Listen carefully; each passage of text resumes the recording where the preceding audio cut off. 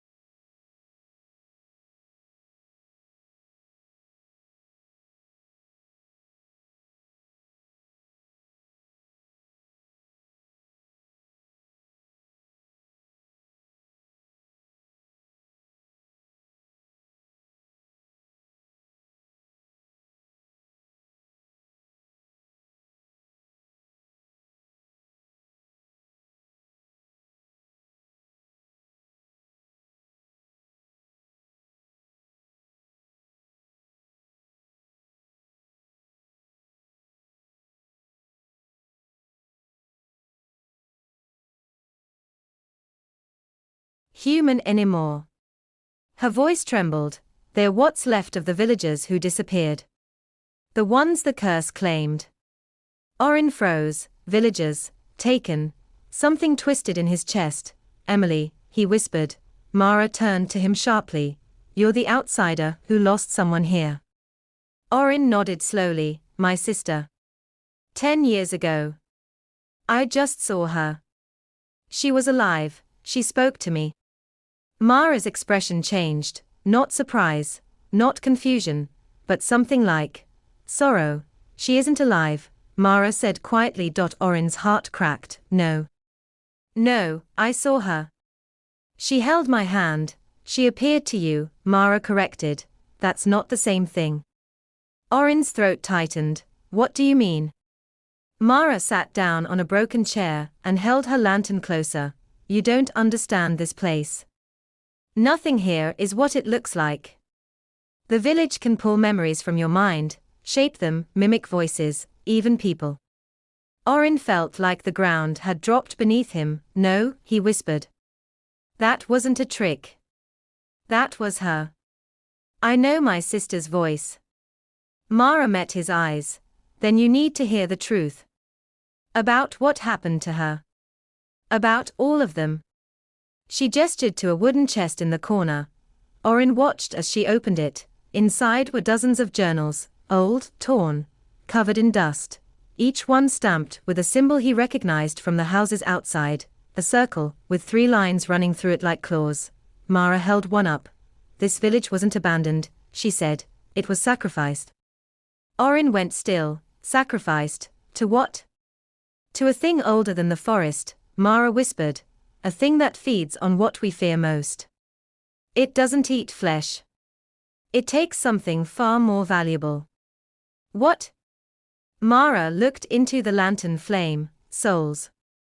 Orin's breath stopped. Emily, he whispered. Mara nodded. The children were taken first. They vanish in the fog. Sometimes you hear them. Sometimes you see them. But they are not fully here. The creature keeps them between life and death, until it decides. Orin clenched his fists. No. I won't accept that. She cried out to me. She warned me. That was her. Mara hesitated. There's one possibility, she admitted. Sometimes, very rarely, the children regain a moment of clarity. They fight the creature's control. They try to reach someone. If she truly spoke to you, then she's still holding on. Orin's chest tightened. Hope. A painful, fragile, dangerous hope, she said. Find me before they do. Who are they? Mara swallowed hard. The taken, she whispered, the corrupted villagers. Once the creature marks someone, they become its hunters. They drag the living into the fog to join them. Orin remembered the creature on the roof. Are they the ones who took Emily? No, Mara said. Something else did. Something worse. Her voice dropped to barely more than a breath. The Hollow One. Orin felt a chill ripple through him. He'd never heard the name before, but something inside him recoiled instinctively. What is the Hollow One? He asked softly. Mara closed her eyes. A spirit. A parasite. A hunger-given form. It was bound beneath this village centuries ago. But the elders broke the seals to use its power. Power? What kind of power?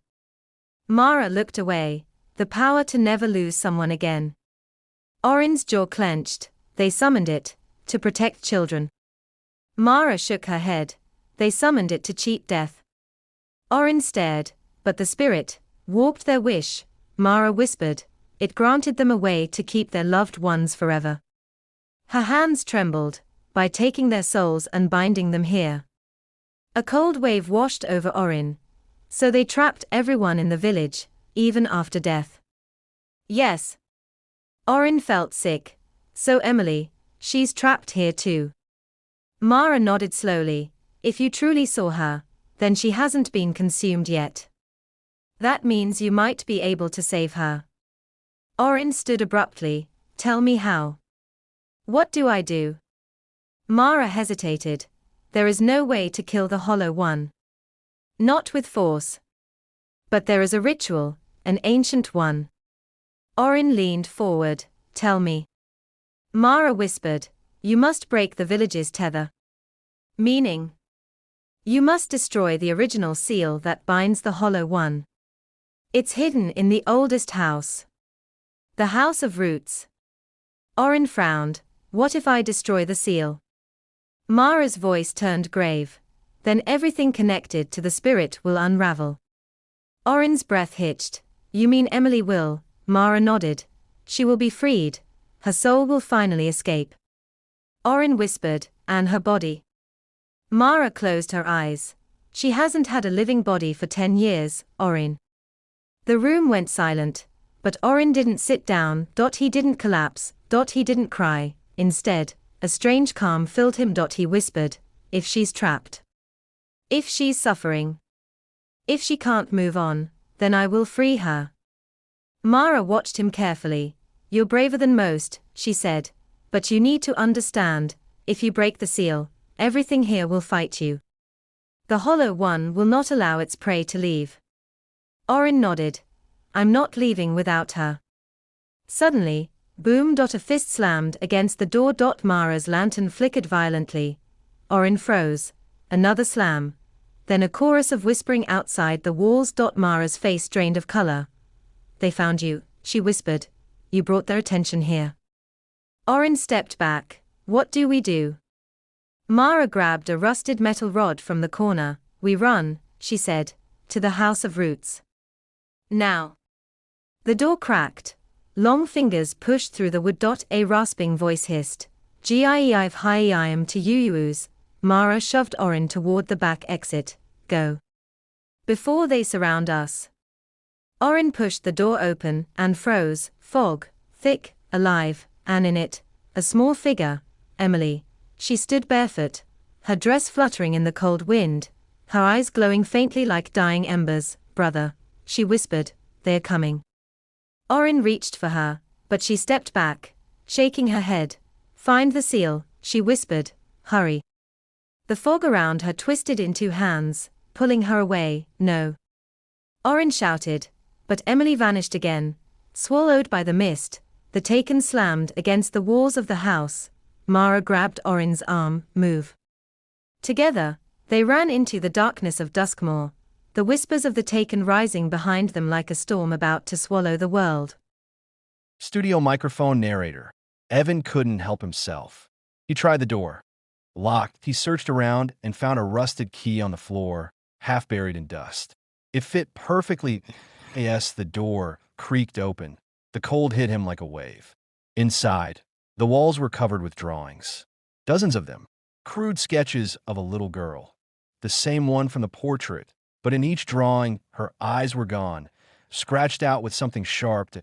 In the center of the room was a small wooden chair, and on it sat the black doll. Studio microphone. Evan. Uneasy. Who left you here? He reached out and touched the doll. Its head turned by itself. She's still here, it whispered. Evan dropped it and ran out, but the hallway had changed. It stretched longer than before. The doors were gone, the house had shifted.